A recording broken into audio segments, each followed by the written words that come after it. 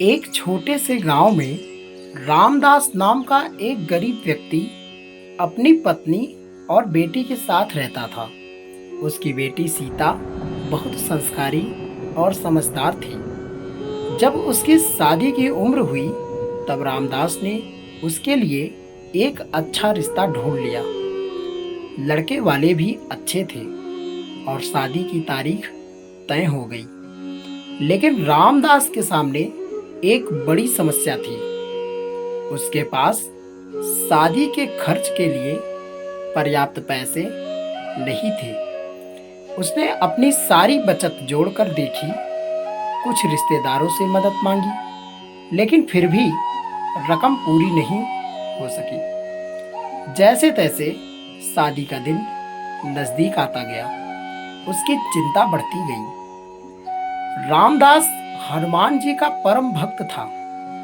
वह रोज सुबह मंदिर जाकर हनुमान चालीसा का पाठ करता था। एक दिन वह बहुत दुखी मन से मंदिर पहुंचा और हनुमान जी की मूर्ति के सामने बैठकर रोने लगा।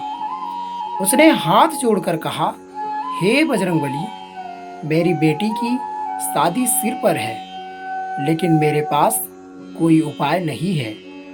अब आपकी ही कृपा से सब कुछ हो सकता है।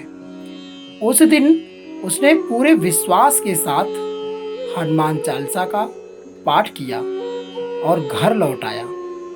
अगले दिन सुबह उसके पास एक बुजुर्ग व्यक्ति आए।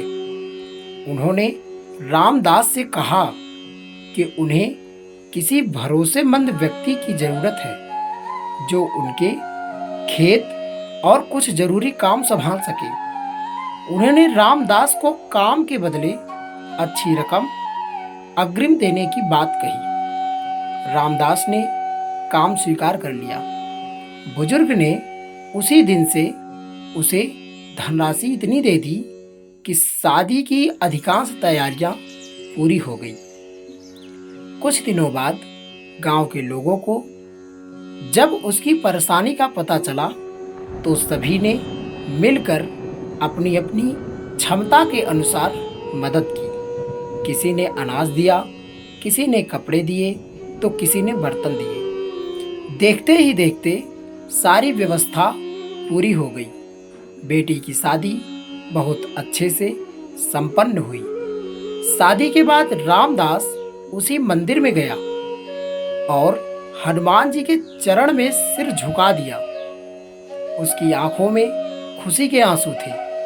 रामदास समझ गया कि जब मनुष्य सच्चे मन से भगवान पर विश्वास करता है और मेहनत करना नहीं छोड़ता, तब भगवान किसी न किसी रूप में सहायता अवश्य करते हैं। उसी दिन से उसकी भक्ति और भी गहरी हो गई। शिक्षा के लिए सच्ची श्रद्धा, धैर्य और विश्वास के साथ किए गए प्रयास कभी व्यर्थ नहीं जाते। भगवान अपने भक्तों की सहायता किसी न किसी माध्यम से अवश्य करते हैं।